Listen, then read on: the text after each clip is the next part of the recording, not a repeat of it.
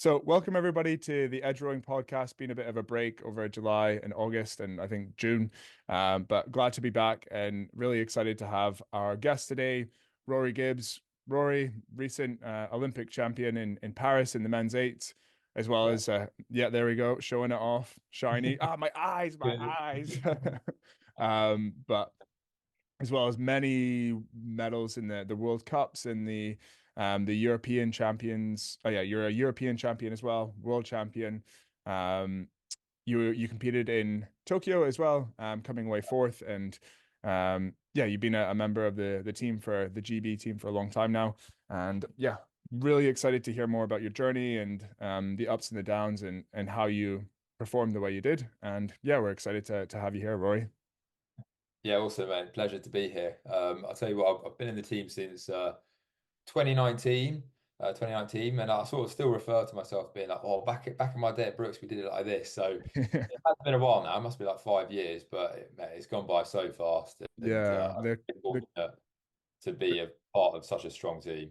So yeah, for sure. And that especially that like COVID time of year where it's just kind of like people were like, was that like 2 or 3 years? It's kind of felt yeah, like 6 months at the time. So yeah, that yeah. that was crazy. Yeah, that was crazy. Oh, and Uh, yeah, that's something I hadn't even thought of. I would love to hear about like kind of what it was like training in that environment as well. But Yeah, anyways, so I had a difficult time around then, so I'm happy to talk about that, like anxiety, stuff that I'd never had before. right. Yeah. Uh, but got myself through it. So Yeah, clearly. Yeah, good stuff, good yeah. stuff. But yeah, Rory, what I would love to do is hear a bit of like your background and how you got into the sport, and what is the sort of first initial days were like for you and your rowing journey, and yeah, just hear a bit more about like why you got into it and kind of what hooked you. So yeah, like how did you get into the sport? Okay. So I've always been sporty, always loved sport. When I was a little whippersnapper, I was pretty speedy. And I got myself a sports scholarship down at Millfield in Somerset, playing rugby. That's my passion. That's my dream. I always sort of saw myself playing rugby growing up, if I could, to a professional level. But to be honest, as I got older, the speed didn't hang around, and my No. peers caught up a little bit. My defense was solid, mate. No one would get through me, but they could run around me. What Uh, position did you play? I played wing, mate. I don't know why I was on the Oh, wing. wing, really? Yeah, I played wing because I had the wheels when I was younger, and I just sort of stayed there. I should have gone to flanker or something like that, but yeah. So I loved it, but to be honest, like after every game, I was just getting absolutely So smashed sorry, about, man. and yeah, the DOMs, the Oh injuries, my my God. body just wasn't really cut out for it, and it was actually in my upper sixth year where I got myself quite solid head injuries Oh, where I really? had an internal eye hemorrhage. Oh my God. So it was fine, but I was off contact sport for a number of months. And rowing had just sort of kicked off at Millfield. So I was What allowed to do what year non-contact was this roughly? 2011 to 2012, that Okay. academic year. So a while back now. Yeah. And yeah, so I started doing rowing, non-contact sport. We would train once or twice a week. It was about an hour's drive from school, so it was a bit of a commute, a bit of a commitment from day one there. But I had a good group of friends that were trying it out. Yeah, and just sort of continued that through the summer. As it sort of happened, I was going to Oxford Brookes University to study, not so much for the rowing side of things. That's just where I wanted to go. And you know, Brooks is such a powerhouse in the rowing world. So got myself to Brooks. Still had the injury lingering around a little bit, so we just sort of picked up with the rowing from there. And you know, before I knew it, you know, that first year I was on the beers as hard as I was with the training. But you know, as the years went by, I was just getting faster and stronger and fitter, and managed to get my first sort of Henley win. The relationships I was building with the guys around me, as you know, rowing's like a really strong community, so I wanted to be there. And then yeah, just the intensity and the dream just grew through the years from being like, right, let's get in the top boat, right, let's try and win Henley. Oh, we didn't win this year. We're going to win it next year. We won the Temple. Now let's try and do Yeah. GB under 23. Okay, I've got my under 23 vest. Obviously, I want a senior vest. Right, let's go get a senior vest. And then here we go. Now we're doing the Olympics. And but that's yeah. the podcast done. But I actually went to, so I started rowing when I was 18, and I remember I did a 2K test and I did like a 7:03 and I chunked it on the floor. Was that when And you were a rugby player in your kind of yeah, first? so exactly. So it was like week one. I must have gone out at like 129s or something, thinking, "Come on, mate, I'm doing sub six. Not got a clue what's fast," and I've completely blown. So that was my first experience of a 2K test. My first 2K, I did it on just row, and I tried to hit menu as soon as I hit 2,000 meters and try and get the Yeah, time like that. But yeah, yeah. yeah. But yeah, man, God knows why I wanted to carry on rowing after that. But yeah, so I managed to get it down to a 6:44 Okay, when I nice. went to Brooks, and then over the years, just been plugging away, and I'm down on a 5:51 now, which I think is Oof. pretty similar to yourself. You know, Yeah, maybe about, uh, 551.6, I think. oh, 51.5, mate, Oh no, we got a 51.5. retest. But look, okay, so you and I both know how much it stings that we've not managed to go sub 550. Um, Oh yeah, I know. it's, My plan one day is maybe just get, put on some mass, put on some muscle, and just do a bit of training and see how low I could get it. But no, definitely not right now. I don't yeah, have the yeah, yeah. fire right now, but maybe Yeah, one day. it's interesting that because after Tokyo I had several months out and I put on quite a bit of timber. My race weight is normally around 93 to 95, and I was up at like 100 to 105 kgs. Hadn't done much cardio for a couple of months, but I was hitting the gym hard, and I just did like a 2K sub six pretty comfortably, Oh, like. And sometimes, in the team, because we do so much mileage, you get really fit, but I'm lacking that strength, and doing a sub yeah. is kind of hard. So there's a few ways to skin the cat. But yeah, I kind of agree. Like, whether I see myself doing a 2K in the future, I'm not sure. I definitely enjoy lifting weights, and I want to put a bit of muscle mass on, or more muscle mass. Um, and it'd be interesting to see if that is still possible on the cards for us. Yeah.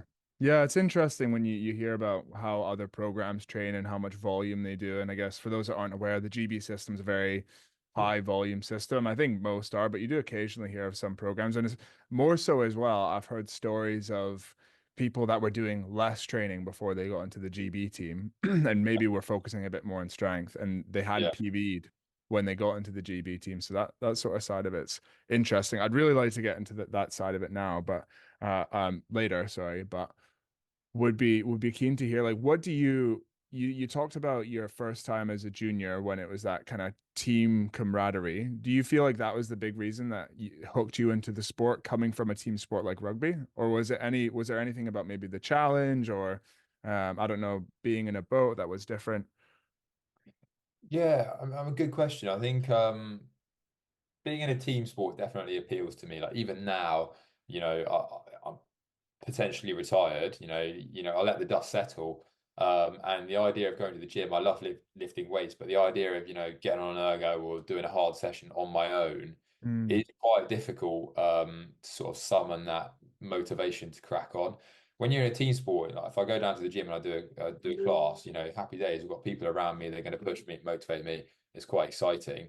Um, and I've hmm. always been involved with team sports. So I think there are a lot of juniors that go to junior worlds and then struggle as they come into university territory when the sort of the volume and the intensity of the training steps up and they haven't really got the passion or the love for it as much anymore.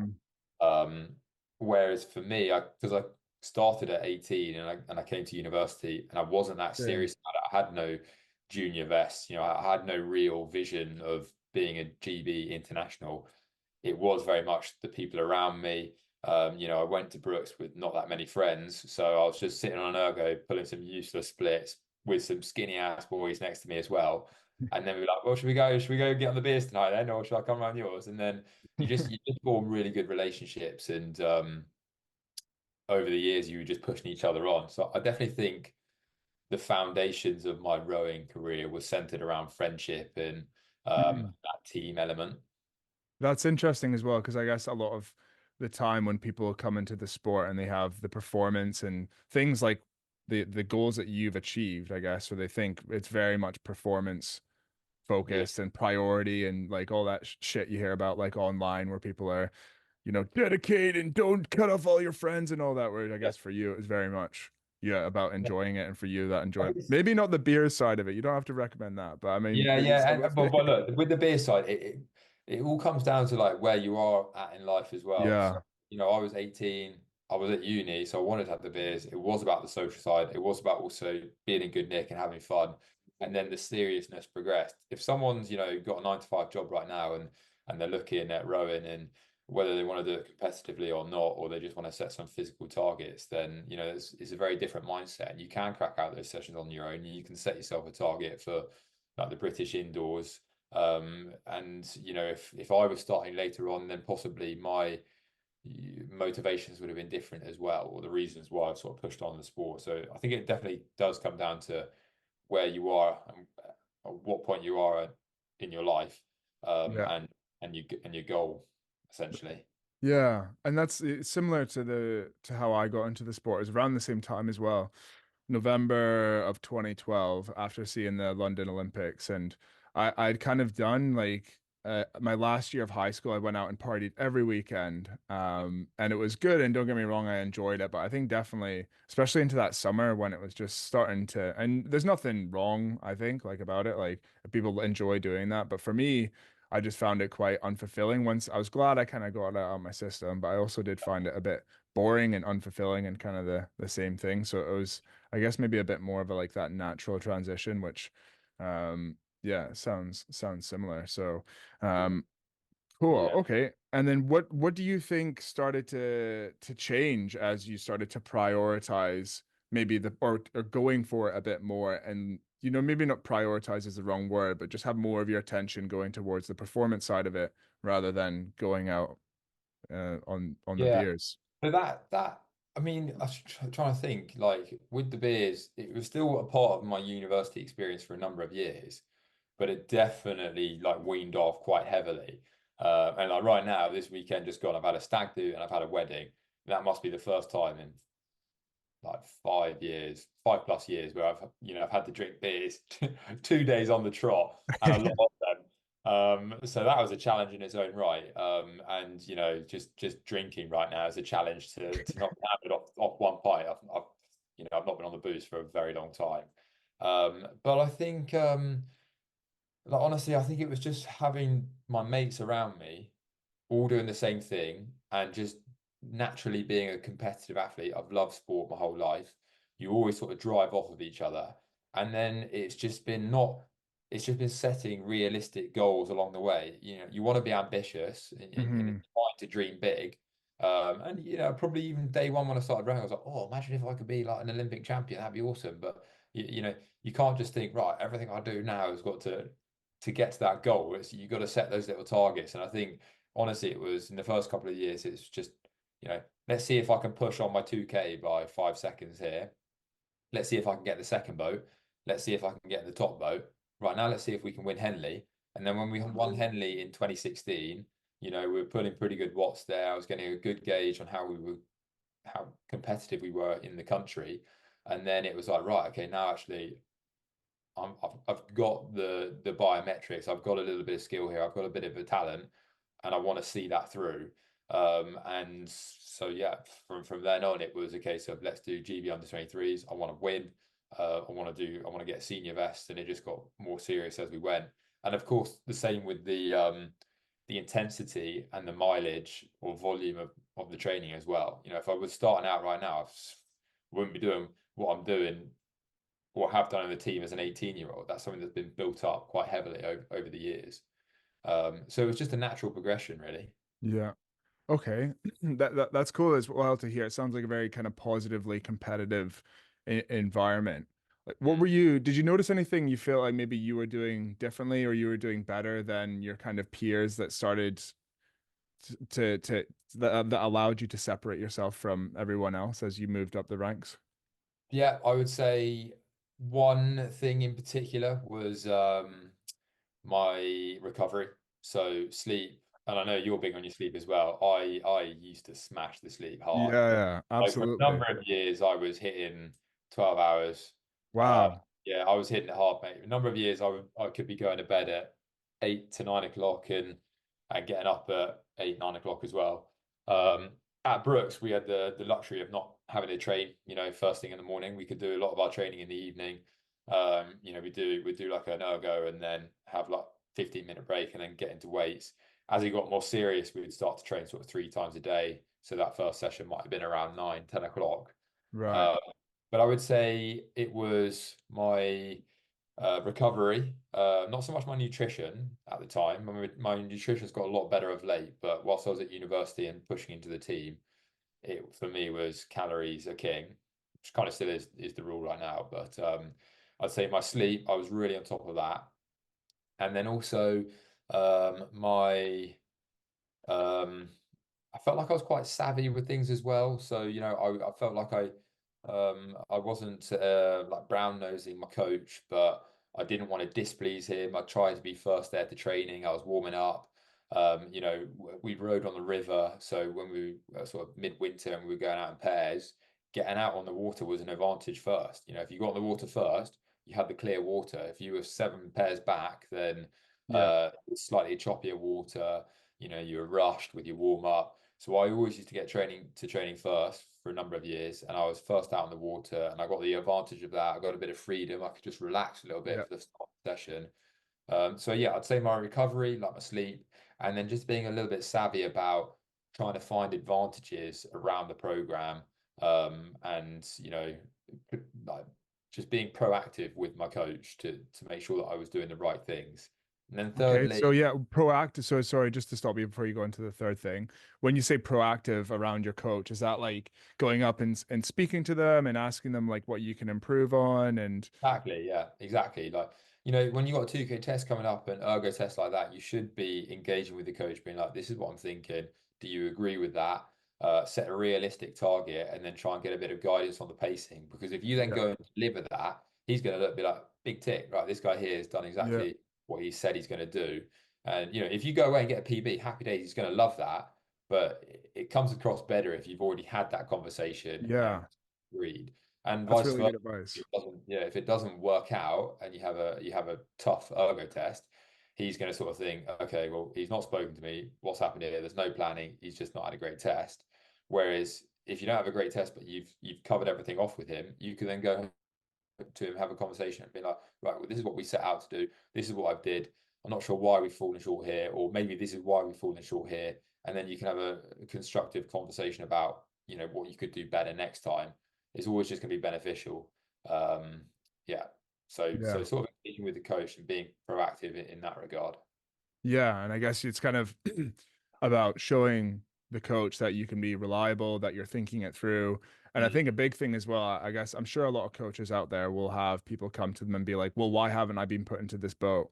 Why yeah. are you picking like why are they in my seat?" I guess it's kind of just showing that you're communicating to them, but you're putting the responsibility on yourself and you're asking for the guidance and going out and doing it. So it's a really good way, I think, to because I guess a lot of people would be afraid to go and talk to their coach and Yeah. maybe speak to them about those things. Yeah, absolutely. And also it's like if you're not where you want to be, you shouldn't you can't go to your coach and be like, oh, I need to be here. This is not right. All of that sort of stuff. It is what it is. It's sport. There's always going to be politics. But by Mhm. engaging with your coach, you could be like, right, this is my goal. This is what I want to do next year. What do you think I need to be doing on my wattage or my UT2 ergo or my half hour at this point in order to be in that seat? Sometimes, more often than not, they'll be like, if you can pull this, you're going to be in a really good place and you're probably going to have this seat, or I think you're going to be in a really strong position. And so if you can then get to that point, having done that, it gives you much more Yeah, credibility to actually that coach to be like, oh, he's done it. He said he was going to do it. And I said that as well. So in he goes.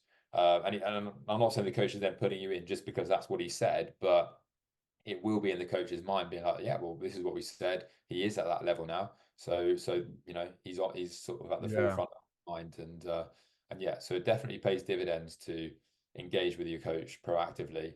And that's something actually I did in the national team as well. And I always have done sort of at the start of the year.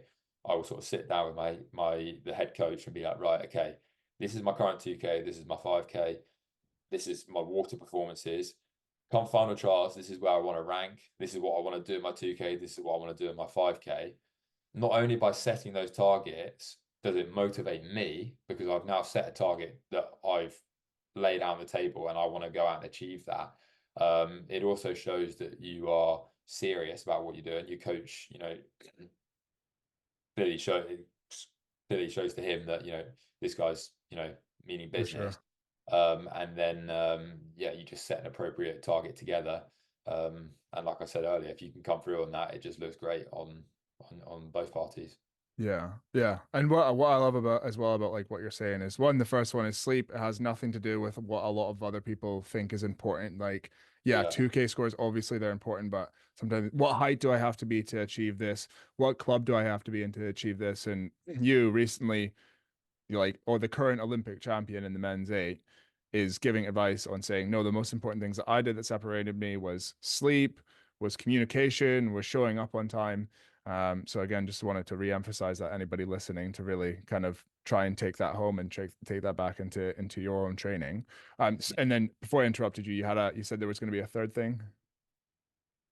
No, am I Yeah. making that up? I Um, did interrupt you, yeah, so you did, sorry. yeah, that was then it was the third thing was just being a bit savvy, like, and just and sometimes knowing when to keep things to yourself if you think there's an advantage. So, we do when you get, higher up in your sport, and you do more testing, pairs matrices, erg tests, um, seat racing, you name it.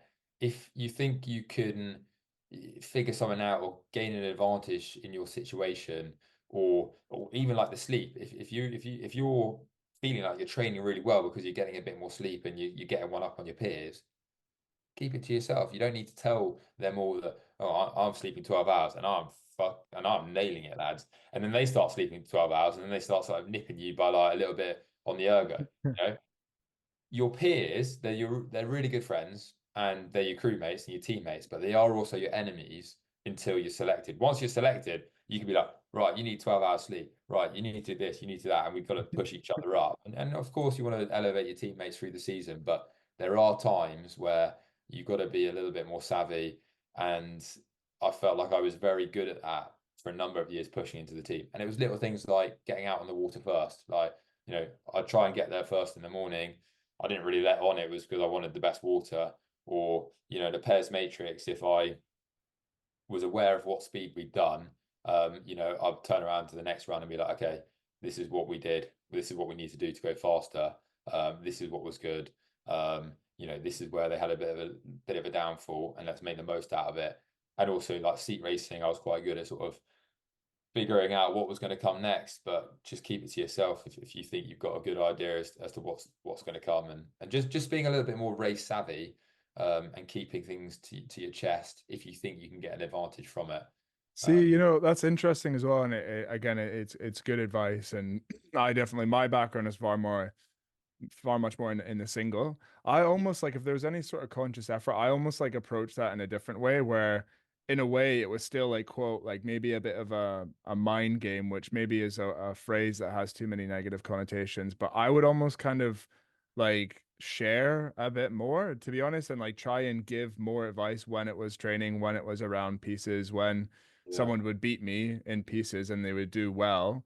Mhm. I would congratulate them and almost just try and be a Oh, bit more like confidently like, oh yeah, like really good. I think you know yeah, what? I think would your catches look a lot better. And like yeah, yeah, one, yeah, because I just try like that's the way I approached it. But two, if anything, I felt it almost throws people off a little bit as well. And yeah, it's that weird dynamic that everybody understands, I guess, in somewhere like a competitive training group where yeah, you are like you're trying to get each other, even when they're your best friends. But yeah. I mean, if anything, I felt like that for me like showed people that I was more confident in myself if I was willing to share it. But again, there's maybe, people can pick and choose what advice they have, and you have an Olympic gold medal and I don't. But No, no, but 100%. It's finding the balance. Like, absolutely, I'm very gracious in defeat, and I'll celebrate any of my teammates for doing awesome achievements. It was just sometimes little bits where yeah. I'd maybe keep it to myself in the moment if I felt like it was going to give me an advantage. And then I probably would share that with them at a later date once I'd taken advantage of that advantage. Um, Yeah. but I actually got a little bit worse at that over the years. Once I Yeah. got to the national team, all of these things, I probably wasn't sleeping as much. I wasn't sleeping as much as I used to because I got a bit older. And as much as I loved rowing, I was starting to think about my future career, a bit of online coaching. I had other sort of responsibilities, and my Yeah. hours slowly started to come down to sort of 8 to 9 hours. And if I could go back, I would push those numbers back up. I feel like I could have still stepped on with my performance if I slept a bit more. And I probably would have been a little bit more savvy over the last couple of years. I've been a bit more open and sharing and with my viewpoints. And I think it's important to be open. But like I said, at times I Yeah. did benefit at Brooks by just being a little bit more savvy with what I was doing. Yeah.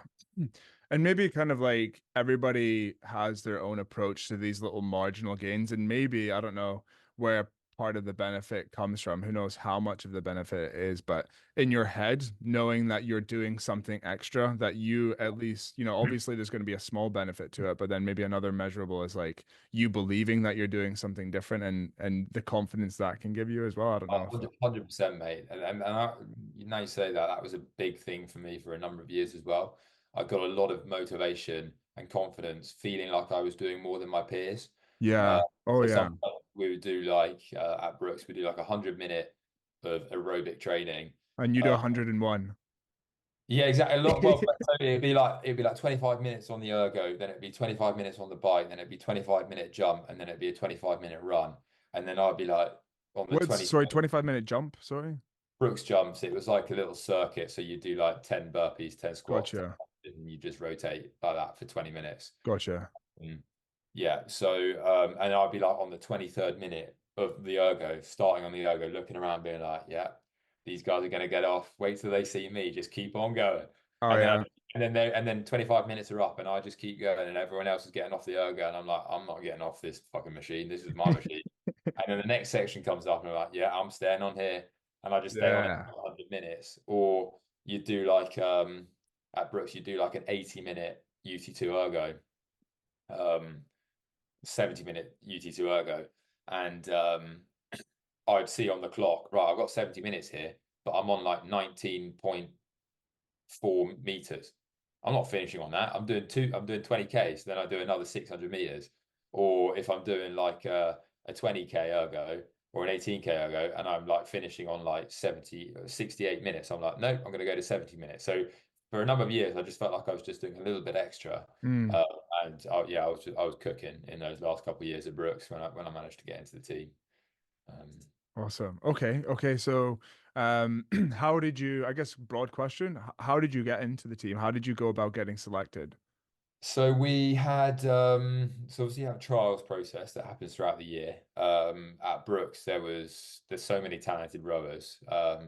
So I was very lucky to be able to row with the likes of Morgan Boulding at trials. Yeah, it Um, was in your eight, right? Yeah, exactly. Morgan was in the eight out of Paris. Same with Harry. He was the coxswain who Right. I played with us pretty much my whole career. Um, with trials, one performance isn't just going to sort of airdrop you into the team. You have to do a number of performances. I remember must have been sort of in 2018, maybe Morgan and I won the B final at trials. We beat the likes of Mo and Matt Roster in the pair. So we beat a couple of squad pairs. Yeah. Um, and we're like, oh, here we go. Like, surely we're going to get a look in here. We're going to do a pairs matrix, and then we were sent back to our clubs. But it was like, okay, fair enough. Like, we need to put in a bit more of a statement. But then we, came back to Brooks, training hard. We had a 2K, and then I knew we had a 2K on a Wednesday, and then we were going to have a pairs matrix at Caversham with basically like the bottom end of the senior squad and the guys trying to get into the team. And I was like to Morgan, I was like, if we smash this 2K right now and then do well in this matrix, it's going to look so good, mate. And we're probably going to get invited onto one of the senior camps. And that's what I did do. I got a nice PB. I was on a 556 and I took it down to a 53. Nice. And then did really well in that pairs matrix actually. And then it kind of just put us on the map a little bit. Morgan did well himself, and we got invited to Sierra Nevada, not Sierra Nevada. We got invited to a Viz, which was a water training camp. You've been to a Viz? Yeah, Uh, Portugal, yeah. yeah, I love it there.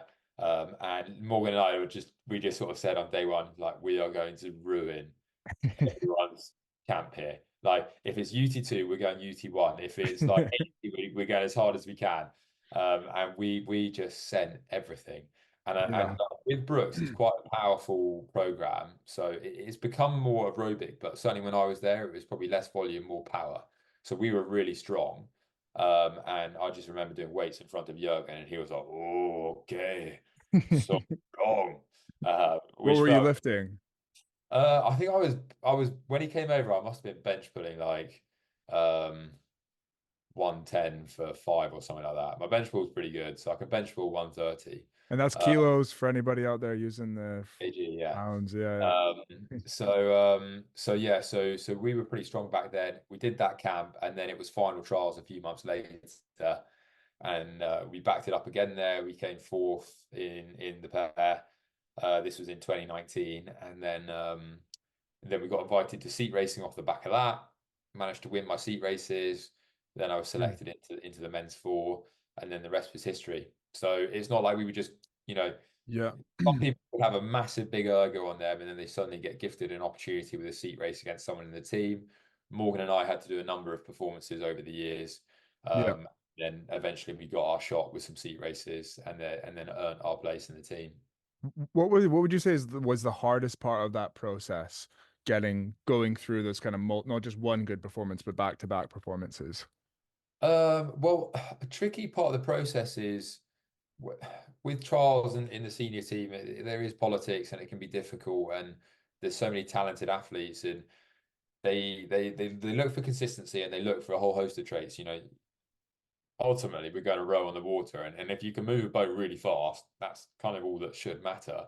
Um, but ergos are important. And so I remember there was a pair with George Roster and Harry Glenister, who weren't in the team, but they were like epic boat movers, really good in the pair.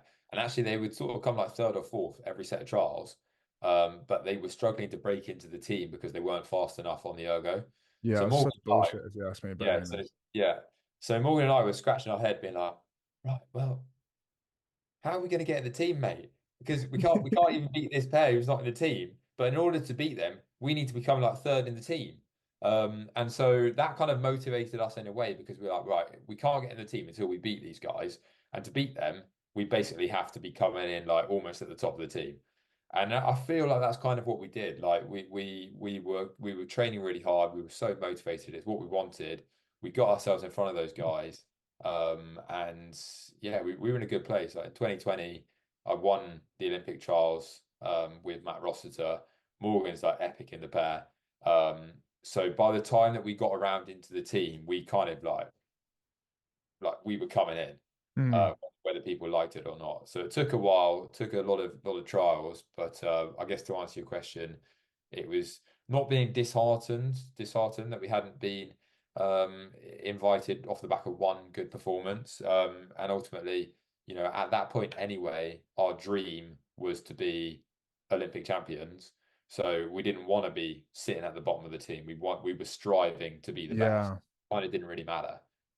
Yeah. Okay. Yeah. And I think that's an important trait to have as a rower, is that delayed gratification where, you think one good result is going to be enough, but to kind of constantly feel like you're getting pushed back and you're not getting any reward for it. I guess that's where the determination and like when you say you were training harder to get in, what about your training was harder? Was it more volume, more sessions? Was there anything you did to kind of like turn the dial? Are you saying it training harder as in compared to me being in the team or just training harder at the time? Well, yeah, I guess sorry, training harder to get selected. You just mentioned that, yeah, you did a bit of harder training to move up the rankings, become one of the best Yeah. players. So at that point we were then doing more water work, more aerobic based training. So we were adding in like a couple UT2s on the Tuesdays and the Thursdays. And it was just doubling down on the sleep and the recovery and doing everything around the edges to be like, okay, I'm optimizing my training here. I can't do any more. I'm not, if I do any more training, I'm just going to go over the edge here. But what I can do is sleep more and then turn up and be stronger for those sessions and go faster in those sessions as a result. So when I say training harder, I kind of encompass, the recovery side of Yeah. things as well. So everything, like it was a it's a cool time in your career when you're trying to break into a national team and stuff like that. And it's very satisfying once you get in. Um, and it's very different. It's a different vibe, different culture. It probably always will be when you're going from different programs. But yeah, at that moment in time, I was just so hungry for it, and I was Yeah. just sort of doubling down on everything and just being real and just being smart, like making sure that I was logging everything that I was lifting in the weights room. I wouldn't turn up to weights, let's say we were doing strength training on the Monday or and hypertrophy on Tuesday and endurance on Thursday. I I wouldn't just turn up the following week and then pick up where I started. I'd try and pick up where I left off, or I'd make sure that I had a log of what I was lifting. Be like, right, this is what I did last week. I'm gonna try and start a little bit heavier and push on. Um, Otherwise, you just come in, week out, and you're probably gonna just lift the same thing. So it's really important that you're being, you're logging what you're doing and you're being methodical so that you can actually sort of visibly see the progress and make sure that Mm. you are pushing on. And so I was just really good at, logging what I was doing, logging my sort of recovery and just being on it. Yeah. No, yeah. Yeah, good stuff. And I think for me, like when I was cracking into the team, it was around the 2019, December-ish 2019. I remember the first time I beat a few guys in the team. I was Mm, like, right, cool, seat racing. And nah, no. And the next time I beat another few guys in the team. Right, cool, seat racing. Nah. And again, mm, it's kind of similar to that, but I remember that hunger and that drive because maybe I mean I wasn't sleeping 12 hours, but yeah. my girlfriend at the time, my wife, she banned me from going to bed before 8 p.m. because she was like I was a single man, mate, all the way through university, so that probably I changes was things. close to being a single man at the rate I was Well, look, going. I've been with my partner now for like about 3 years, and yeah, it's been sort of 8, 9 hours sleep. Yeah, I The know, which is last few still years a of lot, my isn't career. it? But yeah, Uh, because she was like, "Oh, I would come back." She would come back from work around 5 or 6. We'd have dinner, and then it would be like I'd be getting ready for bed at like half 7, and she's like, "I don't see you anymore." So yeah, I was like, "Fair enough, fair enough." yeah, yeah, But yeah, yeah. the extra sessions and everything, it's a kind of Well, you're being so fired up. It is looking back on it, it's a good time to have so much drive. yeah. Um, right. So, and then you won trials, was it 2020, March of 2020, so right before COVID, the world shut and everything, was that right? Yeah, that was wild, mate. So it was quite a difficult time going into that set of trials. I was in a pair with Matt Rossiter, and our coach wanted us to row it the other way around, which just wasn't working for us. So was Um, that with you and Bauer or you Me and at Bow and Rossi at Stroke, and we weren't connecting like that. And I think it was off the back of us rowing as a four in 2019. I was, I wouldn't be stroking the boat. And so the idea is that I needed to be better at following, and Matt okay. needed to improve his strokeman skills. But as good a coach as he was, it just did not agree with me. Like for me, I was just like trials is not a case of trial and error and learning. And we'll put Matt at stroke and me at bow, and if we don't do well, Yeah.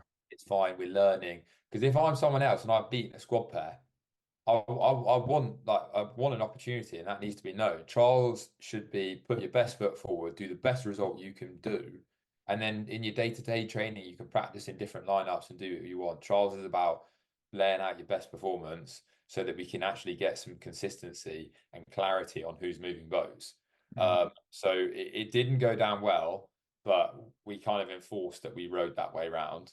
So we'll put a lot of eggs in baskets there. And like I sort of said earlier, it's important that you are on your coach's side.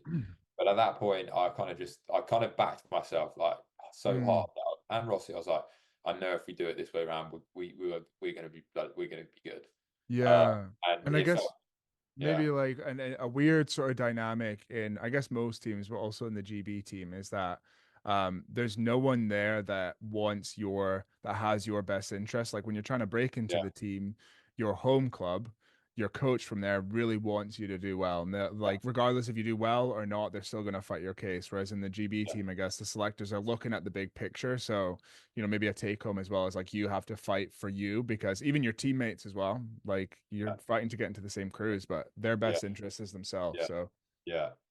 But yeah, for any viewers at home, I would heed a bit of caution on how I behaved in that situation. It paid off in the end, uh, for my heart and soul because we won the Olympic trials and I was so proud of it. But you know, did it cost me my relationship with the coach? Probably did actually, for a while there. And whether it's worth the trade-off, I don't know. And Can I it's ask which coach? it was Christian Felkel at the time. Right. But you know, he's with the team right now, and he was doing such a good job with the men's four and the pair, and he is a great coach. We just didn't see eye to eye on that matter Yeah. all those years ago. Yeah, Yeah, which I guess is, that's natural. Again, all people led by passion and stuff like that. There's going to be those clashes. So, um, okay, and then you then quickly the kind of COVID took over and everything. You were back to training. I guess that was quite an interesting time going mm, from right sound. I've just won Olympic trials. Pretty like good chance I'm going to the Olympics, and then gets taken away from you. Like how did you approach that sort of situation, especially being a fairly team orientated rower? yeah. That was pretty wild, to be fair. So you know, straight off the back of that final trials, we got the job done, and I was just like, it's it. We're going to the Olympics. We just won the trials. There's no way we're not going. And so, you know, the feelings were really good. COVID was literally just coming in. There was a few little things going on about some boats, some cruise ships and stuff like that at COVID. And then it just sort of grew a little bit, and then almost like a few weeks after final trials, we were just told to go train from home. But it's okay, we're going to be back soon. Take a bit of equipment. You know, we still, you know, you couldn't really comprehend that the games was going to be cancelled or delayed. We just thought it's a little bump in the road. We're going to be all right. But yeah, then it got postponed, and for a number of months, it was potentially going to be cancelled. We didn't know what was going on, and I just remember erging and smashing out these ergs at home, and then our coach is setting us like a 2K erg tests in like 4 weeks time, whatever. And just in my head being like, man, here we are. I was about to go to the Olympic Games, and now I'm doing a 2K ergo test, and it's bust wide open again. Like trials is back on. You got to be at the top of your game for another year. Um, and I guess without being arrogant, I was always quite confident in my own ability, but sometimes you can't really control illness or injury. Mhm. So it was like another year of having to make sure that you stayed healthy, irregardless of your capabilities. You had to, be injury free and illness free. And I think the stress just got a bit on top of me. I got tonsillitis a few times in that lockdown period, which then led to me being sort of advised to get my tonsils removed, so that I didn't have any issues next year, when hopefully the games was going to happen. I had some serious complications there, so that was a horrible procedure for me. Some people that have their tonsils out can be quite smooth. Others will know it is a pretty grim operation. Yeah, it was not good vibes. But I got over it. I think from start to finish of lockdown and my operations, I hadn't rode for about 5 or 6 months. Oh, Uh, really? yeah, and then we had the games like 7 months after that. But actually, with rowing, I feel like it's kind of like riding a bike. Like it takes you don't forget. So actually, after a week or two of getting back out in the water, I was just back to doing what I was doing. But then for the first time ever, I did have a fair bit of anxiety, Oh, which was really? centered around sort of health anxiety. So I was getting a lot of symptoms, eyesight issues, tight chest, pains in my chest. Just anything I focused on would start to hurt really. And it all sort of centered around, I guess, the fear of the only one that was going to stop me from going to Tokyo was myself. And so I was latching onto, oh, I've got a heart issue, or because I had my tonsils that sprung out of nowhere, and I had to get Yeah. them removed. Suddenly I thought that things were going to happen. And a lot of things were changing in my life. At that point in time, I was a 26-year-old. I'd moved back into my family home because it was much bigger. I couldn't train where I was in Oxford. So I was a single 26-year-old bloke living at home. With the delayed games as well came the opportunity with a little bit of online coaching. And so I was, for the first time ever, I was like starting to think about the future and what Okay. that means for me. I was like, if the Olympics don't happen, am I going to row for another 4 years? I'm going to need to get a job. What am I going to do? So, I had my health, my tonsils getting taken out, single, being at home, starting to think about the future. and what it would mean to be an Olympic champion, how much more credible I'd be to be a coach or in any sort of career, as ridiculous as that might sound. And it was just a lot of stress piling on top of me, which then presented in health anxiety. And I struggled to deal with that for several months. But I did, got myself out to the Tokyo Olympics, and then actually once I was out in Tokyo, had an epic time, had a really good time. And I think that was kind of because I was just like, I'm here, I've done it now, and I've made it. I'm not going to get ill, I'm not going to get injured. Now let's go race. Obviously, we had a bit of a stinker of a race, and that stung afterwards. But I got home, sorted myself And out, had a yeah, good. just for those that don't remember the result, I just remember following it. But what you're in sort of a medal position. Sorry, I feel like I'm twisting the knife right now, but So, yeah, like in medal position, and then just gradually you guys lost some speed in like the yeah, last 250. And again, you like I remember the commentators talking about it, and I was just like, you guys are like they're put way too much pressure on you, in my opinion, and the way they were talking about it, massive failure. mm, And the way I was looking at it, I just saw it as like a really gutsy row. yeah. Um, but Yeah, no, I yeah, appreciate that. We definitely balls it up. Whether we could have come away with a medal or a gold medal, I don't know. But you left it all out there. That's all that we matters, were right? well, yeah, we were all over the shop. So our steering wasn't great. We pretty much crashed into the Italians with 300 meters to go, and that doesn't happen in international racing. But we're a crew, and certainly in a men's sport, if you're not all rowing in time, then it puts a lot of strain on the stroke man. And then, it also means that you're not all, getting your physiology out evenly throughout the course, and you end up with some with more energy and whatnot towards the end. And it makes it very difficult to steer the boat. Yeah. Um, we just didn't deliver a great row. It might have been ballsy, but it was certainly beneath us, and that hurt. That did hurt. But yeah. So I got home, had a bit of therapy. Saw a therapist who was epic. Sorted me right out. He sort of taught me all about the sort of the ins and the outs of my physiology, why my body was reacting that way. And ever Wow. since, I've just smashed it. Been in total control. I'm never going to be in that sort of headspace again. The last 3 years, we're back-to-back world champions, and then we had a really good time out in Paris. And I think the Yeah. biggest change for me from Tokyo to Paris was in Tokyo. My mindset, like I sort of said, I was like, I need to win gold because it's going to be so good for business opportunities afterwards. It was gold or nothing. It was all about winning. Um, and you can't really influence your competition. I do Mm. think you can influence them in certain ways. If you Uh, crash into them. yeah, if you crash into them, exactly. And Sorry. maybe it depends on the boat class. But certainly in Paris, it was more about we just need to go out there and do the best row that we are capable of doing. That's And I, cool to I hear. feel like that's capable of winning. I want to win, but ultimately we can't really dictate if someone else is going to be faster than us or not. And if it meant that we came away with silver, bronze, fourth, fifth, you name it, as long as we did the best that we could do, that's all that mattered. And that in its own right just took a lot of stress off my shoulders.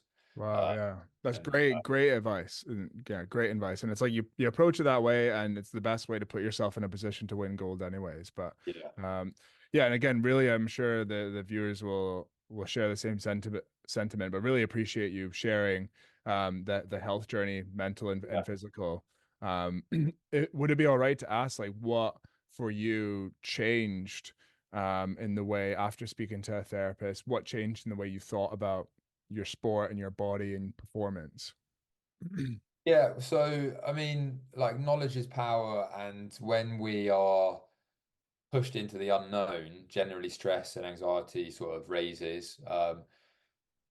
And if you find yourself in a situation that is so high on stress, then often you need to change your environment. So for me, living at home was just a no-go. And Oh, really? almost immediately after the Olympics, when I actually moved into Henley, into my own space, almost immediately felt a big sense of relief and just sort of, right, okay, I'm progressing my career. I'm now 27 years old. I've Right. got my own, I'm where I should be. And that was just straight away, take that stress off my shoulders. And that was gone. Interesting. Then so like if you find yourself really bogged down in your job and your work and you're I'm not a therapist myself, or your relationship, or wherever you're living in the world. Maybe you're living in a really miserable place like Scotland. Come on, I was I'm waiting joking. for it. Scotland's beautiful, mate. I could definitely see myself going back I used to defend Glasgow, but after this quote summer, I've changed my there. Yeah. tune a little bit. We need summer 2025 is going to need to be a big one if I'm going to change my Hey, tune. mate, the sun is just so good for the soul. It is. But Scotland's beautiful. Thanks. Yeah, you But saved yeah, it. Yeah.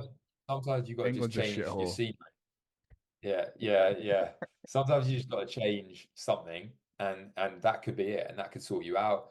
Because anxiety generally stems from just an overload of stress. And so taking that off my shoulders, moving, getting a therapist to actually learn about my body. So he sort of explained to me the physiology of it, so the fight and flight response, why my body was reacting the way that it was. So if I found myself in a situation where I had a little bit of a flutter in my chest, or like a sharp pain in my chest, I could actually sit there and be like, well, actually, hang on, I'm doing something that's kind of stressful right now. I've just had that symptom again. This is because my body is reacting the way that it is. Calm down. It's all good. There isn't anything wrong. And then the more that I sort of was aware of that, anytime it sort of happened in the future, I just don't think anything of it because I know what it means and whatnot. So knowledge is power, and knowledge gives you a sense of comfort. So I just learn about my physiology in that regard with my health anxiety. So that completely all settled down. But otherwise, yeah, like I think I'm trying to think, it was a while ago, and these sort of things can sort of blend in. But Hmm. at the time, it was then maybe there were a few things that I was doing that helped. Like I did see one therapist who was, get a band and snap it against your wrist, and that did nothing for me. Right. Or sometimes that people meditate, and I'm sure that's really good for them. 10 minutes lying in your bed, just calm your thoughts. Again, that wasn't really great for me. But things that did help were at the time when anxiety was quite high, to make sure that I was engaging myself with something else that I had no opportunity to think about it. So I always clung on to heart anxiety or health anxiety rather. And instead of my brain sort of rattling through, like, oh, what is this happening? What's that? So Dr. Google and going down a rabbit hole. You could play a musical instrument, or you could do some active work, or you could do some gaming, get on Call of Duty or something that's going to stimulate your mind that you literally can't think about that. And if you do that for long enough, then like all of the neurons and your nervous system regenerates. I'm not sure how quick that is. I think it might be like a couple of weeks, Okay. but the more you can sort of engage your mind, your whole nervous system sort of regenerates. So I was good at sort of distracting myself from it and then shutting down those thoughts. I got a lot better at. But look, I'll happily say right now, like I'm in a solid mind space. I feel like I've just learned so much about myself, and I'll never find myself in that situation again. And mental health is so prevalent and relevant to today's society. With social media, it's crazy. And don't be afraid to go seek out a little bit of support, because Hmm. it's if you break your leg, you go see a doctor, and he's going to put it in a cast, and he's going to fix it up, and he's going to sort you out. So same with your mind. Like if something's broken, go get it fixed. It's very fixable. It's very treatable. Don't suffer in silence. Everything's connected: your body, your mind, your soul. Yeah. So don't feel like you need to cower at home and just suffer through it yourself. Speak up. Speak to your friends and Hmm. family. Get the support that you need. That's what I did. I'm all good now. So yeah, Yeah, really appreciate you sharing that, and I'm sure it will land with at least one person out there. And I think one thing actually that you were sharing is about how you tried other things and you spoke to different people and you did the wrist snapping thing. But I mean, that was something like when I saw a therapist, the first couple I saw, one in particular, I just got the worst, not meaning to slag them in any way, but I just got the worst vibe off them. yeah, It was the first person I saw, and it was kind of a way I thought, I'm like, damn, if some people go out and it's really it's hard for them to go and speak to the first person, mm, and then it doesn't go well, they can then come up with the conclusion that, oh, like it's just not going to work for me. So maybe something yeah, similar that we both went through was like, keep trying to speak to, it's yeah, not just speaking to one person, it's speaking to different people as well. 100%, 100%. and that might work for you, like the wrist snapping stuff and the meditation. Everyone's different, but 100%, like don't just give up because you see one person. When I saw the first person, I was like, yeah, no, that ain't doing much for me. And then the guy I saw was very much matter of fact, very much, scientific, and that resonated with me. Right. As an athlete, I like numbers, I like stats, I like facts. And when I learned all of those things and I learned that about my body, I was like, yeah, that makes sense. That makes sense. And bosh, stress came Yeah. down, my anxiety came down. So yeah, don't give up. Keep sort of seeking what's appropriate to you. And yeah, Awesome. No, yeah, again, really like love that you're sharing that. Um, So, and cool the way you talked about the benefit you had of it moving into the next Olympiad. So, one of the questions I had was seeing you guys in the eight like dominate in a way. I think it's fair to say that you guys dominated. Like there wasn't many races you lost. yeah, Um, what do you was so you already kind of hinted at it, but what do you think was the key to, or maybe some of the keys to your guys' success in that eight throughout the 2021 to 2024 yeah. period? Again, I think the Great British team, we're very fortunate that we have such incredible depth. The talent pool is immense. There's so many people, athletes at Brooks, Leander, um, or even at Caversham that weren't actually out in Paris who could have stepped into that boat and done a really good job of it. And so having that competition pushing you on is awesome. And then I think as a crew, we got on really well. So we were hard on each other when we needed to be, but we were just good mates. We had a good laugh day in, day out. We didn't take it too seriously. We were serious when it mattered, and that was very apparent that we all shared the same vision and the same dream. But we just all got on well. No one was outspoken, if you like. We heard everyone's voice, and we made sure that they felt valued. There are times where there can be too many big figures in a boat that can headbutt and pull that crew apart as a result. There's a time and a place where you might have a different opinion to someone in your boat on what's going to make it go faster. But ultimately, if you want that boat to succeed, you all have to buy into the same sort of vision. And it might be that actually you have to give up on what you feel is best and just buy into this one. Certainly, if that's sort of the collective opinion of the crew. And at times, if you feel like that something's not sitting right, then yeah, raise it. But yeah, I think we just got on really well. And it was such a great pool of athletes that also helped us push on. Um, so yeah, it was just great fun rowing in the eight for the last couple of years. We got beaten twice. We got beaten at World Cup 3 last season to the Australians. We didn't have Charlie in the boat. We had Will Stewart, who again is an incredible oarsman. But we sort of credited that race more to fatigue. So we had I think we had a couple cases of COVID. Few people were sort of down with the lurgy, and it was the third World Cup. So for us, we go Right. through that World Cup season of it's a lot of racing. So we'd done like World Cup 2, Henley, and then less than a week later we were out of World Cup 3. So we were pretty tired from all of the stress of racing and the tapering.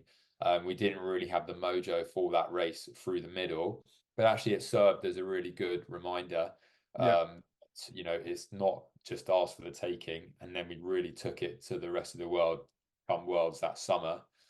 And then I guess sort of the same with World Cup 2 this year, where the Americans managed to beat us in the repechage, um, which that's a difficult race because it has no gravity. It means nothing essentially.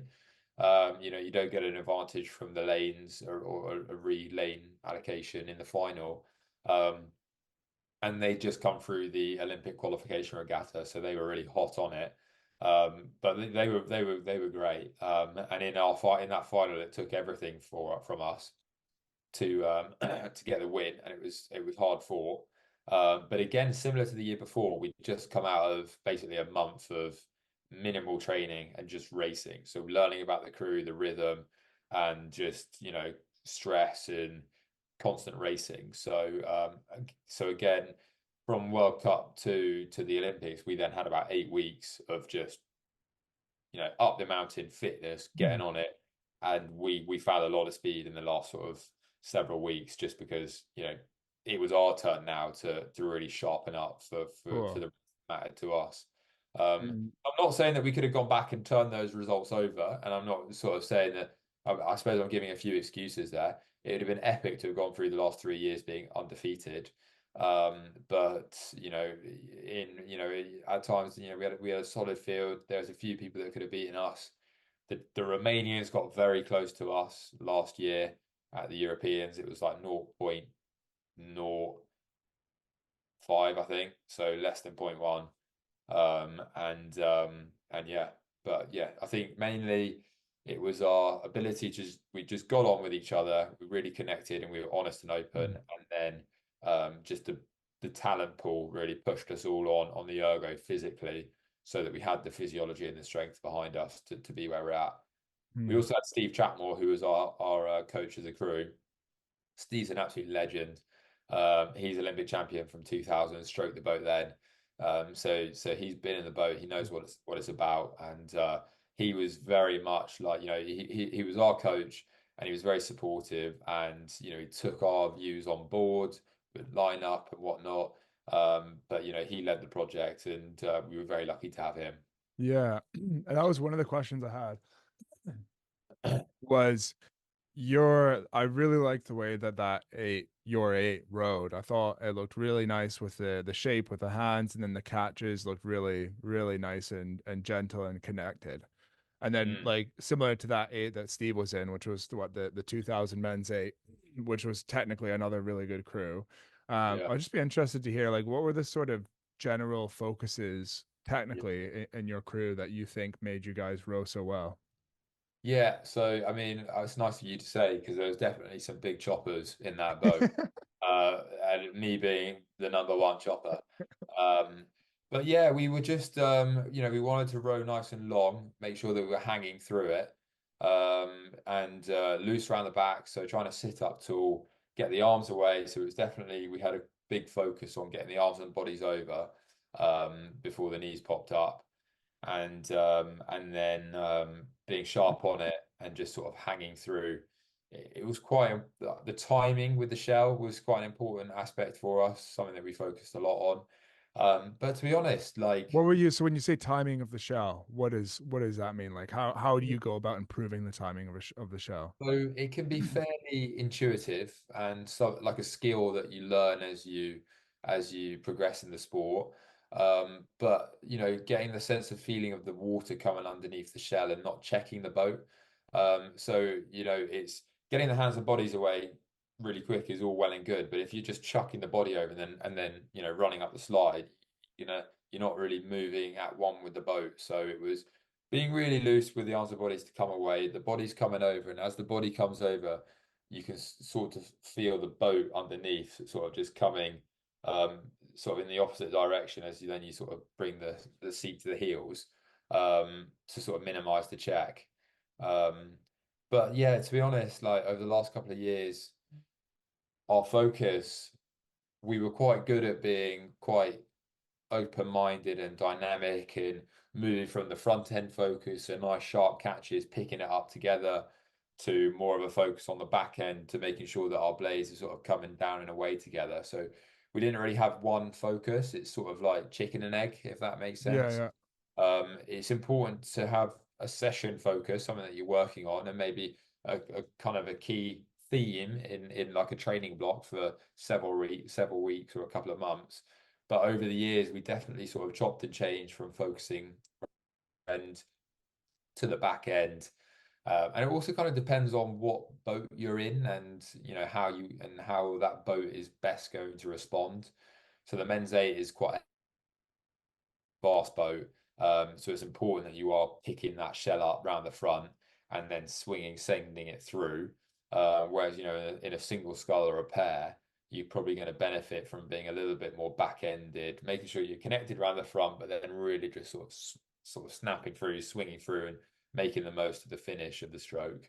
Um, but yeah, I think we just all sort of gelled quite well, and we were all very, um, keen to improve. So we had telemetry on the boat. We used the screens quite a lot this season. And on the screens you can flip between watts and your power curve and your handle trace. And For that's the something for that, those that don't know as well, telemetry is the a power reading system that they hook up to the oar locks that the oar sits in. So you can basically read how much power you're producing and what your force curve looks like as well, similar to the erg. But sorry, as you're saying. yeah.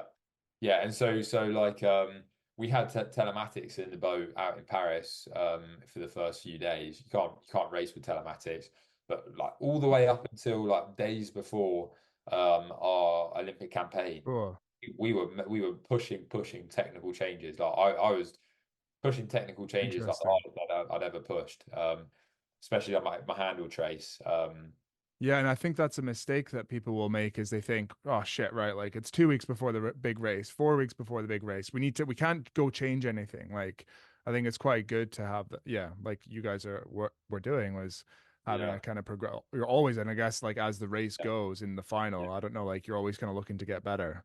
Yeah, like 100%. We not panic in the sense of we need to make this change, and so there is a something to be said for if it ain't broke, don't fix it, and you're not going to change realistically a huge amount, very close to a big race, but you certainly should be open-minded to finding more speed and gelling more as a crew. Mm. So yeah, and it was a good way as well to, I guess, keep the stress off a little bit that in the water you've got a technical focus. And Steve was very good at that. Each day, we'd have a bit of a focus. We'd have a solid briefing before we went out, and then we'd have a good debriefing. Too good, if you ask me. Um, Sometimes we'd be stood by that boat for 10 minutes, mate. It'd do my nut in. Oh Uh, yeah, you gotta give them but, the food. but we got that gold medal, mate, so I can't complain. But yeah, yeah. So Okay. Okay. What sort of watts were you guys? Can I? Oh, it's hush hush maybe. But I don't know. Can you share like what sort of watts you guys were doing like for a yeah, 2 week yeah, race? yeah. So I was cooking, to be fair, on the wattage. Yeah. I was going very well, which I was quite proud of going into Paris. I was doing some of my best numbers. Um, so we didn't do a 2K free rate with telematics on. So basically, I'll give you a snapshot of the last month before Tokyo, Paris rather. In a Viz, we did a 2K at sort of 36, right? 36, 34, 36. So no, so like straight on to 36 and then no wind. And I probably averaged just over 500 watts on that. Woo. Um, and yeah, so I was going quite well. And then we did a 1250 in Paris off the choppers, so off the blocks. And after 1250, I must have been averaging about 550 or something like that.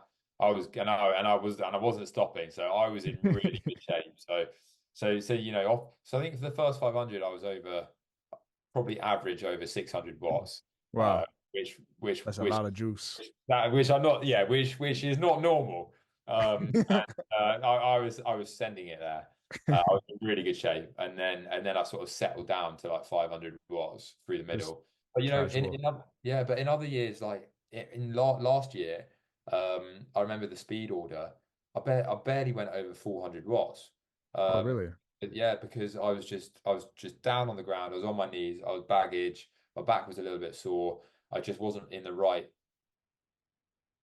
place for that speed order, if it makes sense. Like the training probably got on top of me, whereas actually coming into Paris, I was a bit heavier. My recovery, my nutrition was on point. I was able to sort of take the training load in my stride, and I was just on the right side of it. So I was very proud of that. That come Paris, I was just cooking along physiologically. Had Nice. a little bit of a hiccup with one of my hamstrings, as the guys in the boat well know, which upset me a bit because I've been pretty much injury free, almost my entire rowing career. Never had anything that affected me in the boat, but out in Paris, I did have issues with my hamstring. Didn't affect me in racing with the adrenaline. I was able to sort of, get my blade in and pull as hard as I could. But yeah, that was a little bit of an upset. But other than that, my training intensity wattage was going really well. Okay. Okay. And then just for anybody listening that maybe hasn't had most people I'm guessing haven't had their watts measured when they're in the boat. So a lot of people can have a big 2K, but they get in a boat and if they don't have the best technique, they can't apply those watts into the telemetry reading. So could you give a sort of scale roughly for what like 500 watts would be roughly for a 2K split? I think that's probably near. Do you know, I don't know explicitly, but I think that's probably near what I'm actually probably doing. I reckon. I reckon it'd be a low 550. Um, I'm gonna get but the watts to split yeah, calculator yeah, yeah, up you on could look that concept up. too. I reckon it'd be pretty similar Yeah, let's go 500. A because 128.8 split apparently. yeah, And then okay, 550 is around a 126. yeah, And then yeah. 600, what split you were doing off the start? A 123. Nice. You. Yeah. So obviously, like for the first 100, 200, I'm up at like 700 odd. Um, maybe I'm flattering myself with my recall there a little bit, but Yeah. Round up. whenever I looked down, I was like, yeah, we're going well, we're going well. Yeah. But also Morgan was massive on the watts. A number of the guys were big on the watts, and like the wattage isn't like it's not the be all and the end all, and it's not necessarily an indicator of speed. Like Mm. it's still something that our biomechanists and coaches are sort of looking into. We've got some guys in the boat who pull a much lower wattage, but they're incredible boatmen and in pairs matrices, in pairs racing, they'd be well up there. Or they're pulling like a bigger ergo than me as well. Like someone like Jacob Dawson, who's a tank, he'll pull like a 549. His wattages are fine, but they're not as high as my wattages. But on the water, he's still like doing like incredible stuff. So it's not necessarily the be all and end all. There's a few ways to skin the cat, but it's Mm. worth doing a bit more research into that because you'd have thought just the higher the wattage. Um, yeah, I mean, there's ways to get higher wattage if you dig the boat, and if you're not sitting still and you're moving around, you're going to be losing speed in that regard. But if you're pulling a certain wattage, then you are doing that work rate, if that makes sense. So, Yeah. No, it um, does. It does for but yeah, sure. look, from my perspective, Brooks is very keen on the wattage and power to weight, and the higher the wattage, the better. And that's something that I've always learned and sort of agreed with throughout my rowing career. And I'd highly recommend if you can row long and strong and pull a good wattage, then you're going to be in a good place. But the reality is, it's the full package. You need to be a consistent athlete. You got Yeah. to row well. You got to row in time. You got to have a decent ergo. And if you can get on the watts and you got to be strong in the gym, you got to have a little bit of everything, which is quite cool. Like rowing's very well rounded. For sure, for sure. Okay. So talk me kind of just as we get closer to the end here, like maybe I'm sure you've had this question like 100 times right now, but maybe like talk me through that Olympic final and how if it felt the same as any other race or like doing Yeah, a 2K at Caversham or if there, yeah, yeah, anything different about it. I'd love to hear a bit more about yeah. that. Okay, yeah. So actually, even now, like we took some notes off the back of the race with how it went, but it's already starting to sort of blur a little bit. But so I'll start from the start of the day. We do our morning monitoring. That was all good. Stats were fine. Do our pre-paddle. We had So a really what are you monitoring in the morning? so we measure our resting heart rate, our body weight, our perceived shape, the hydration levels in our urine as well. And I think that might be it. Yeah. So it's just a number of sort of baseline biometrics just to make sure that there's no illness on the horizon or you're being good with So you your did that on the Olympic final, the morning of the Olympic yeah, final. yeah, yeah, yeah. Really? So we Because if it was me, I would like, if my hydration was the worst it's ever been, I was like, I wouldn't want to know about yeah. that. Yeah, but then it's like if it's not good the day before, then it gives you 24 hours to do something about it. And that certainly was the case because you got days where people have had their finals and it's very stressful and it's hard to eat. Hmm. And I weighed in a bit light the day before and I was like, oh, we need to get that food down me today, or I need to take some hydro and make sure that when I wake up in the morning, I'm really hydrated. Or on the flip side, I know what you're saying. You wake up and, oh, I'm not that hydrated. That's annoying. But you've got an opportunity now to be like, right, well, let's hydrate myself now, and get back to the level I need to be before we race. Um, but yeah, I get where you're coming from for sure. So yeah, we do morning monitoring. Then we had our pre-row, which went well. We had a good row there, good burst, feeling pretty confident. We then stayed down the course. Probably had 2 or 3 hours before we started to warm up again. And actually, that was kind of chill. We're down the course. We could see the spectators. I was Tiny. there, Rory, by the way. Yeah. Oh, that's I epic, was in mate. the stands for the singles. I forgot about that. Yeah, I yeah, don't know. yeah. I was in the single for the singles and the eights. Yeah, yeah, epic. Yeah. We No, didn't I heard move it was back. a good vibe in the stands. Yeah, well, the only thing was people kept like leaning forward, and I was like, Yeah. friggin', because I've got a big head as well, and I'm trying not to block their view. So, Yeah. anyways, So I had a lot of friends and family out, which was amazing. But to be honest, at the time, I was trying to forget that they were there. I was just trying to do my best to replicate, a world championship or any other race that I'd done in the past. I didn't need it to be different. I knew what I was capable of doing in training. I knew what we were capable of doing as a crew. And we just needed to try and keep everything sort of under control and do what we normally do. Of course, the Olympic final is going to bring a bit more of an edge to it, and you do need to raise your game. But it was just trying to control those emotions. For me, I always try and sleep like an hour or two before the race for like 20 minutes. Can't really get to sleep, but I'll lie down, I'll put some rain noise on, just some noise that basically just blocks out all of my thoughts and I can't even think. do you have a go-to rain noise soundtrack on YouTube or Spotify or something? Well, there's one on I've got an app called Rain Rain. But then actually there is something that I've slept to for years on YouTube, What's it which is called? I'll link it in the description. all of the views are probably from me. Uh, they're like Well, it's it's doing bits if you're getting 12 hours sleep. yeah, yeah. Well, it's like a 12-hour long video, mate. Oh, So perfect. Maybe that's yeah, why. yeah. So, but I can't do it anymore now. So I've had to move to the app because YouTube gives it ads. So Ah, you got you to get the pay for like premium the now. It's premium, worth it. you get woken up I'll midnight. give you my account and my login and we can share.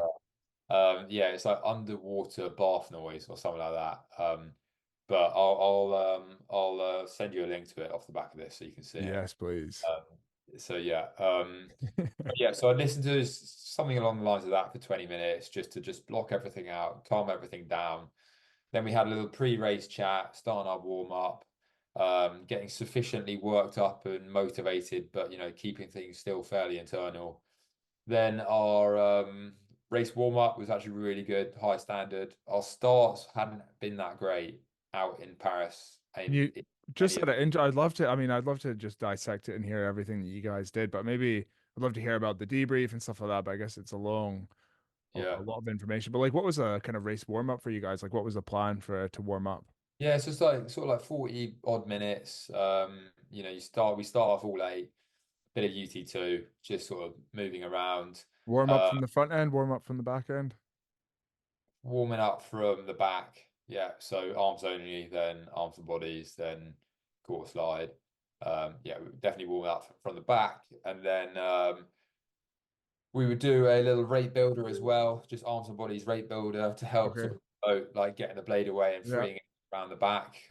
So we're nice and loose when the rate comes up. Then we'd slowly, gradually build up. So we do a little bit at UT1, bit at rate 34, little at UT2, and then get into a minute on pace. We do a minute on pace around 20 minutes before race time. So the science behind that is it's just going to prime and prep your lungs, Yeah. uh, wake up the systems, and yeah, the idea is that you probably feel a little bit shit in that 1 minute, so Yeah. that when you come around to racing, actually your body is like, hey, Hey. hey, I'm ready, man. Yeah. And No, that's a huge one. That's one. I mean, yeah.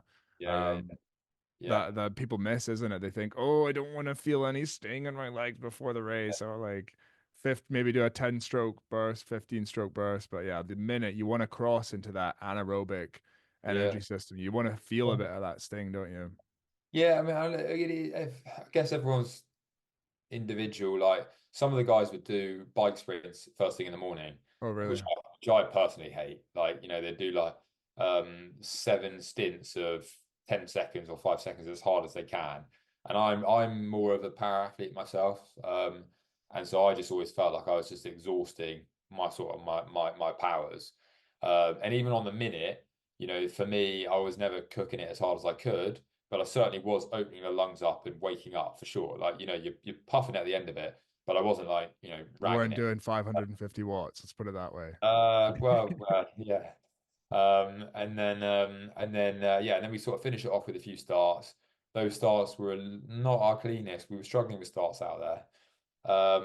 That's right. You guys were down off the line, weren't you? Yeah, we are always down off the line though, because we are much more gradual, a bit more Yeah. like a train. We kind of like, you know, chug, All chug, aboard. chug, chug, chug, chug. Yeah, exactly, all aboard, and sort of build up a bit more as opposed to like trying to get going off the blocks. Um, so yeah, so then we getting on to starting uh, state boat pontoons, whatnot. Sort of 10 minutes in that period of time. Felt like it went by fairly quick, pretty chilled out. You had the Americans getting a bit leery. It's fine by us. We kind of felt like it meant that they weren't prepared. Or when anyone else talks on the start line, I'm just like, you're just making me want to beat you more. Like, unless it's really helping you, you're not helping yourself really. Like Yeah, unless yeah. it's really helping you get out for the race, you're just helping your competitors. So keep to yourself. Um, There you go. yeah, so then we got off and we actually had a bit of a shit start. Jimmy Rudders, I think, missed like the water on the second or third stroke. Oh, Uh, really? not, I mean, I don't know for I don't really recall it. That's what the guys say. I can't even see it in the video. But he sort of says he does. He's very technical, um, so that's quite funny. But yeah, Jimmy's class. But so yeah, so whatever we were doing as a crew, we had a little bit of a rough start. And then, you know, it's such a quick kind of gladiatorial race, the men's eight. It's very loud and boisterous, like, you know, it's verbal and just power because it's so fast. Um, just going as hard as you can, really, to 500. Then you're pressing out onto rhythm, sort of 500 to the K. Our race plan for Great Britain has always been to do some damage through the middle, and just be more aerobic than others. You know, we're not as powerful necessarily as others. We don't do well in the sprint, but we pride ourselves on being able to just hold pace better than anyone through the middle. Um, so by the time we got to the K, that was sort of the first time where I was getting aware of the crews around me, and I was a bit like, okay, right, we're on top of the Americans, which is good, but we know what they're capable of based on the last World Cup. But we're down on the Dutch, but so we're like level or point one down on the Dutch, and we've never been down on the Dutch in the last 3 years. So I was thinking, oh bollocks, man. We thought it was going to be the Americans, the bloody Dutch are going to do us. They went off Uh, hard though. they went out I hard. was remember watching them and I was like, oh, you guys don't look like you're being efficient. It looked a bit kind of Yeah. aggressive. Yeah, so we did like a 119 something first 500. It might have been a 119.0. I'm not sure. But 119 is pretty quick for a first 500 in the eight. Yeah, so we were clearly putting skin in the game. And then that third 500, you know, we just held speed, about 750 to go, you know, definitely smelt blood in the water. And as a crew, certainly myself, we were just going full. For me, I certainly felt 750 to go in my head. I was like, 500 meters right now. Forget about that last 250. 500 meters right now. 1 minute, 20 seconds. Just close your eyes and go and just take it. And I think as a crew, we did that. We managed to hold speed, which meant that the Dutch they lost a second because they weren't able to hold their boat speed. So we got second out in the field. And then actually into the last 500, you know, even from the K, you could hear the stands. You know, You we could had hear people. me. I heard you, mate, you in particular. From the K, you could just hear people all the way down. Yeah, you couldn't really pick out a noise in particular, but there was just a lot going on. And that last 500 meters, yeah, it was just like another 250 meters. Anyone that gets to 500 meters, they're always like, oh, tier two, all nations, but like, now we go, and we were just like, we were gonna like stop any movement, and we did that. And then by the last 250, again, you then the last 250, you're like, okay, right, fine, just another 40 seconds, and then I'm really done, whatever. But even then, like with 250 to go, you know, the race was still there. Then once we got to about 200 to go, you know, 150 to go, certainly for me, I was like, we've got this. They've not moved. And then I just let my head just start going. Like I was like, "Well, I'm done now. I can be at one." If we were down or if it was a tight race, you're just going to bury yourself to the line. Um, when you're going out as hard as you can in a race like that, it's like a drag race. Suddenly, winning by as much as you can means nothing, and it's just like I just need to win. And like the last 50 meters, you could see in the bows more than our heads were rolling around pretty hard, but we're still putting our blade in and pulling our share of the boat, but it was more of a don't catch a crab, just see this through, and we've got this. And yeah, man, crossing the finish line for me, I almost felt like an immediate sense of peace, redemption, contentment. I was absolutely broken by just trying to survive. But yeah, no, I felt pretty good straight away. But it did take me a long time to come around. I got some cool photos in the Hmm. medical tent. Um, Can you send them and I'll share them on like the Yeah, video yeah, I can send that. recording? Yeah, I can send that. And then yeah, going onto the medal pontoon, like my ears were popping, my eyesight had like closed in. I was like, this is Nice. the end. I'm gone. You're feeling Um, great. yeah, I'm 30 now, and I don't know if it was to do with like the stress of just the Olympics and what it means to everyone, but yeah, like the last year just been quite hard on me. Um, like my physiology. So like Yeah. physically, I was in pretty good shape, robust, but my heart, my lungs, my desire to win, like I had when I broke into the team, was Hmm. diminishing a little bit. And I was just paying the price after the race. After every race this year, I was either ill, out for a week, physically sick, or just not in a good way. Um, and so yeah, so I'm not so that's why I'm not sure if I'll continue. Um, it's unlikely, but look, we got it, mate. We got the dub. Here it is again. There we go. Got the Shiny. thing. Very, very nice. And yeah, so Cool. uh, What a story. yeah. Cool. And But then, yeah, I know. the beauty of it is certainly in our boat, which is why we got on so well, is there's no heroes. There was no standout individual in the men's eight. Is one machine. Yes, each person has a slightly specific role to do, but ultimately you've all got to run time, you've all got to pull hard, you've all got to sit up and balance the boat. And no one is going to pull the boat along, but you catch a crab or you row like a knob, you can end that boat. Like one man can pull it to pieces, but no Yeah. no individual is necessarily going to put it along, and so we all got on really well, and we were just a good unit, and we just respected each other, and I'm so grateful to have won with them, and I guess be brothers with them for the rest of our lives. Yeah. Yeah, no, it's cool. It's special. And when I was in the training group, at the start of the Olympiad, that was one thing I do remember notice. It was like even not just I guess in your eight, but I thought like in the general group of about 30 Yeah, guys, that was everybody was very friendly and there was no there's not really any kind of big headedness going on. It's like everybody could have a laugh.